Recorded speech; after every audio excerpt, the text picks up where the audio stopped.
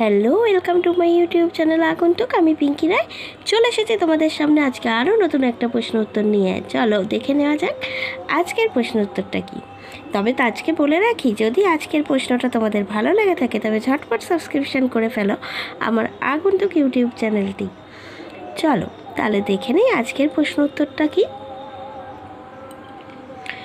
লেনিনের নতুন অর্থনৈতিক নীতি এনইপি ঘোষণার কারণ কী ছিল?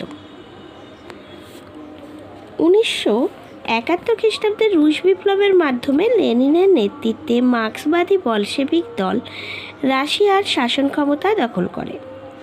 লেনিন বিশুদ্ধ মার্ক্সবাদের পথ থেকে সরে এসে 1921 খ্রিস্টাব্দে নতুন অর্থনৈতিক নীতি অর্থাৎ এনইপি ঘোষণা করেন।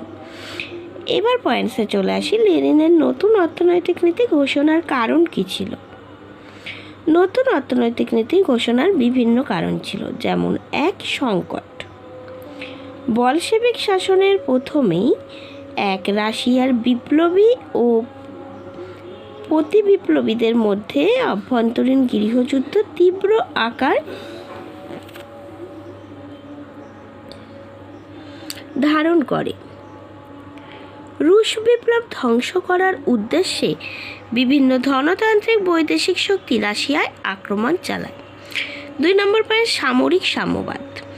দেশের অভ্যন্তরীণ ও বৈদেশিক সংকট মোকাবিলা করার উদ্দেশ্যে সামরিক সাম্যবাদের দ্বারা কৃষকদের ব্যক্তিগত জমি ও উদ্বৃত্ত শস্য সরকার হস্তগত করলে কৃষক বিদ্রোহ তীব্র আকার ধারণ করে। 3 নম্বর পয়েন্ট, শস্য উৎপাদন হ্রাস। বলশেভিক সরকারের প্রাথমিক অর্থনৈতিক নীতির কারণে বহু বিদ্রোহী কৃষক চাষবাস বন্ধ করে দেয়, যার ফলে রাশিয়ার 40% কৃষি জমি অনাবাদি পড়ে থাকে এবং শস্য উৎপাদন প্রায় 47% হ্রাস পায়। 4 নম্বর পয়েন্ট, খাদ্য সংকট। শস্য উৎপাদন হ্রাস পেলে রাশিয়ায় তীব্র খাদ্য সংকট শুরু হয়। 1921 খ্রিস্টাব্দের ভয়াবহ দুর্ভিক্ষে রাশিয়ায় বহু মানুষের মৃত্যু ঘটে। 5 নম্বর পয়েন্ট, শিল্প সংকট। শিল্প পরিচালনায় শ্রমিকদের কোনো অভিজ্ঞতা না থাকলেও ইতিপূর্বে বলশেভিক সরকার তাদের হাতে শিল্প কারখানা পরিচালনার দায়িত্ব তুলে দিয়েছিল। ফলে রাশিয়ায় শিল্প উৎপাদন ভীষণ কমে যায় এবং বহু কলকারখানাও বন্ধ হয়ে যায়। উপসংহার, সোভিয়েত রাশিয়ার সংকটময় পরিস্থিতিতে অর্থনৈতিক উন্নতির জন্য লেনিনের উদ্যোগ অত্যন্ত গুরুত্বপূর্ণ ছিল।